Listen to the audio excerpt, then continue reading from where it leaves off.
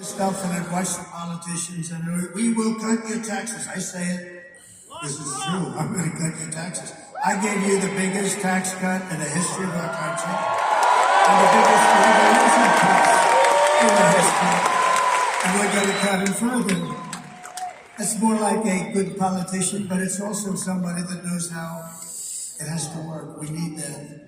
People don't have the money. We're going to get your interest rates down too, by the way. Kamala also launched a war on tip workers and service workers here in Nevada, increasing the so-called tip. You know, she wants this. When I said no tax on tips, remember? A month later, she comes out, and we will have no tax on tips. She never said that. And she's never said it again. You're not going to get it. We're going to have no tax on tips.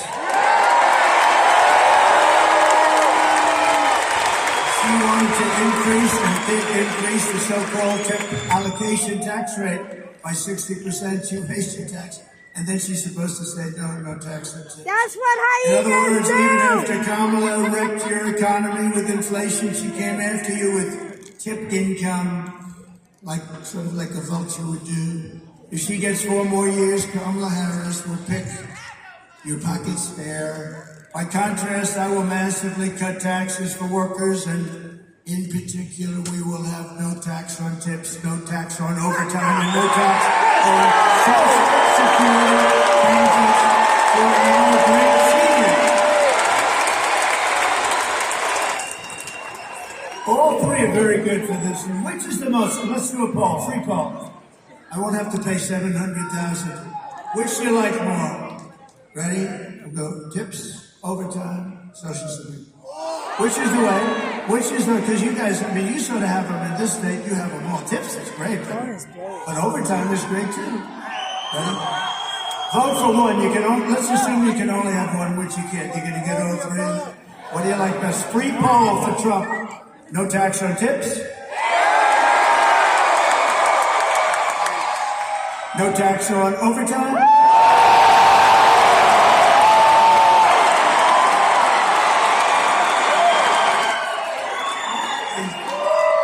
Okay. No tax on Social Security benefits.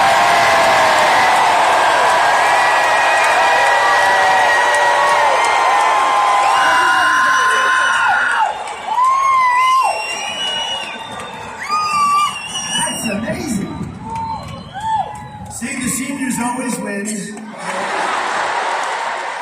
Under the Trump administration, we're going to build an economy that lifts up all Americans, including African Americans, Hispanic Americans, and also members of the great Asian American and Pacific Islander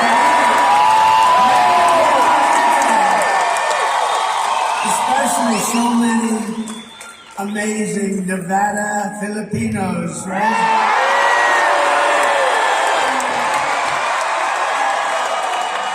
I have to be honest with what happened. I came in and I saw so many people. I said, where the hell? They have the most beautiful, they had the most beautiful clothing, such bright colors. I said, where the hell do all these people come from? And when they told me, that's why I put that little paragraph in there. I said, it's great. You are the greatest people, hardworking people, and we're going to take care of you.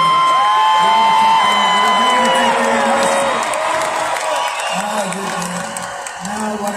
What spirit, what great spirit. It's an honor to have you here. Thank you very much. I appreciate it. Beautiful clothing, the colors. I want to wear colors like that. How would it be if I walked into the Oval Office with some of those colors I selected?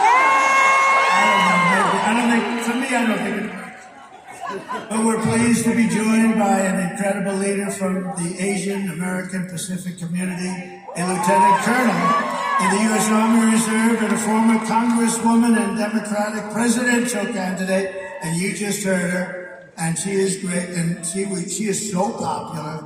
You know, I always say she's a woman of common sense. I've watched her for a long time. Of course, not that long because she's quite young. But I've watched her for a long time, and I've always loved her saying she doesn't want to go to war with countries that nobody ever heard of, that don't want war. Tulsi Gabbard, she's great. Thank you. Great job, Tulsi. Great job, Tulsi. Thank you. don't forget, Bobby Kennedy is going to straighten out our health. He's going to straighten out our health and all of that stuff. And I don't know if I'm going to have him working too much on the environment. I'm a little concerned about that with Bobby. I don't know if I want to play it around with our liquid gold under our feet. You know, Bobby, work on health. He's great.